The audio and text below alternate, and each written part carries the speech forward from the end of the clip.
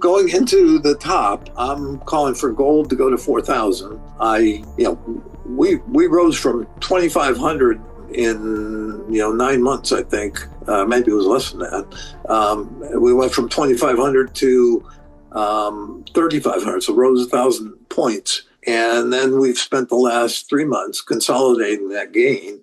I think you're very close to a liftoff in gold again that could take it to 4,000 in that same, certainly this year. Gold might go beyond the stock market top because the top can build for a few months. So I'm saying you probably see 4,000 gold by the end of this year. Silver, same story. It took a long time to get going, but silver just today, I think, is at a 14-year high. It surpassed highs in 2011, not the high of 2011, but that was the last time it was at this level. So I think silver is getting going, and as I said, I think it can go to 75 this year. Then in the bust, I think almost all assets other than treasuries get hit. And I think, silver is a much more cyclical metal than is gold. So I'm thinking that'll be more volatile to the downside. So you could even see silver, if the stock market's down 80%, silver might be down 70%. Who knows? But from 75 to 70, down 70% is, what is that? Probably 2,200. So, 2,200. So it's not down at 500 or 1,000 or anything, and gold probably doesn't lose more than 50%, maybe 40%, who knows? Because it's more of a run to safety metal. People do use it for some defense purposes, but if you go to 4,000 and you correct 50%, you're back to 2,000, right? So, and that would make sense. Or close to that, because that was the breakout. We broke above 2,100, and then that was where we took off. So I could see that. Guess what? We're here in 2025. Leverage is way beyond 2008 and 9. Both in terms of debt, which is 330 trillion in global debt, and in terms of derivatives, which are quadrillions in notional value of derivatives. So as I say, debt is the leverage on the economy, on the financial system, and derivatives are the leverage on the markets. And so I think, given that we're moving to this extreme where it's taken so much money to get us out of the hole, I think we're at that point where, if I'm right, that we're not only going to have a recession, but a global bust, which I define as bigger than 2008-9. And we have central banks, particularly Powell, but particularly the Fed, but central banks around the world saying, we don't want to repeat the mistakes of this last decade. We do not want to go back to ZIRP policy.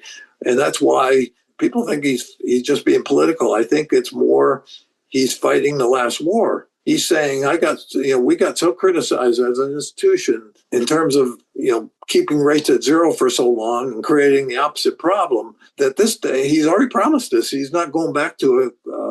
He's not going to be the Fed going back to this huge QE. So in his mind, that's done. That policy's gone.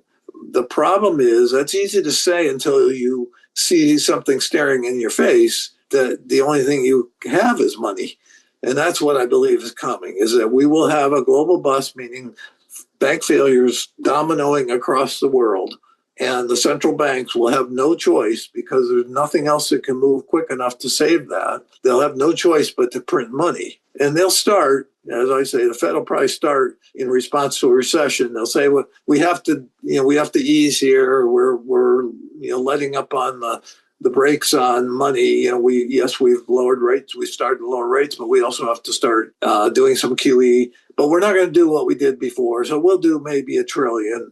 And we're not going to do $5 trillion. And then they look in another month, and it didn't do any good. Things are still falling. And so several times they'll go to, now we're going to do a couple of trillion more, but we're not going to 5. It'll take them probably 8 or 10 months to get to a right-sized policy. In the meantime, things are falling apart. And again, I'm using the U.S. as an example, but it's around the world. And by the time they realize we can't worry about what it's going to do down the road, we gotta save the system, they'll put 20 trillion in.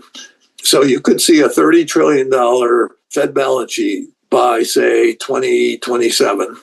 maybe 2026. And of course, and I think that global bust is going to be a deflationary bust because we're going so far down here.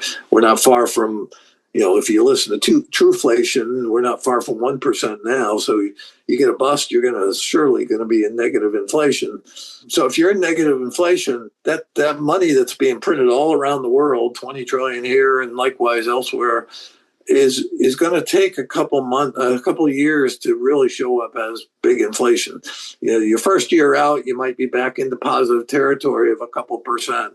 The second year, you might be moving up pretty quickly and being, above 6%, maybe on the way to double digits. By the third year into the recovery, you're well past 10% and on your way to 20. And I estimate by the early 2030s, we could be looking at 25% inflation in this country. So if you're going from negative inflation to, let's say, 10% within 2 to 3 years and to 20 or 25% within 5 years, what's that going to do to PE multiples? From 1982, the reason I say this, a 43-year secular bull market, is 1982 was the start of the disinflationary trend, where PE multiples expanded from single digits to all the way up to now 23 times. And if you get the reverse of that, and that all that time we ratcheted inflation down from 20% to 1% so far on the way to negative. If you get the reverse of that in the next 1, 2, 3, 4, 5 years, you're going to see that PE multiples shrink, even though there's going to be earnings because of all that money printed. So you're going to have particularly the commodity sector and the industrial sector do very well. I'm predicting gold go to 20,000 by the early next decade. Silver go to probably 500. Oil go to 500 a barrel. So you're going to have sectors that are going to be doing very well. But look at all the growth sectors that have done well this cycle. They aren't going to be the winners next cycle because you're going to have interest rates go with inflation from zero. I think the 10-year will get to zero in the bust, go from zero to almost 20%. And if you have that, your multiples are going the opposite direction.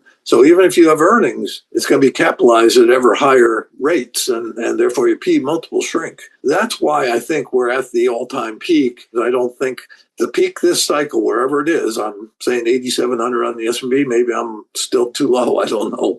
I think it's pretty high.